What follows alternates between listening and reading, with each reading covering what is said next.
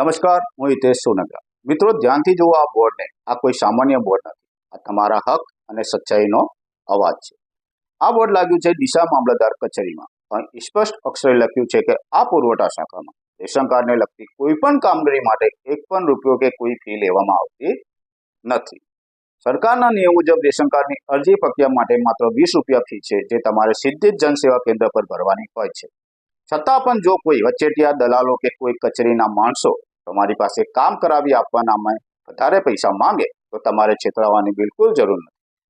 કોઈને પણ 1 રૂપિયો પણ લાંચ આપવાની જરૂર નથી। જો કોઈ તમારી પાસે રેશન કાર્ડના કામ માટે ખોટી નાણાંની માંગણી કરે તો ગભરાયા વગર સીધા જ ડીસા મામલતદાર કચેરીમાં મામલતદાર સાહેબશ્રીને રૂબરૂ મળીને ફરિયાદ કરો। તમારા હક માટે અવાજ ઉઠાવો। યાદ રાખો, જાગૃત નાગરિક જ ભ્રષ્ટાચારને નાબૂદ કરી શકે છે। લાંચ આપવી નહીં અને લાંચ લેવા દેવી નહીં। આ વિડીયોને એટલો શેર કરો કે ડીસા અને બનાસકાંઠાના દરેક નાગરિક સુધી આ માહિતી પહોંચી જાય।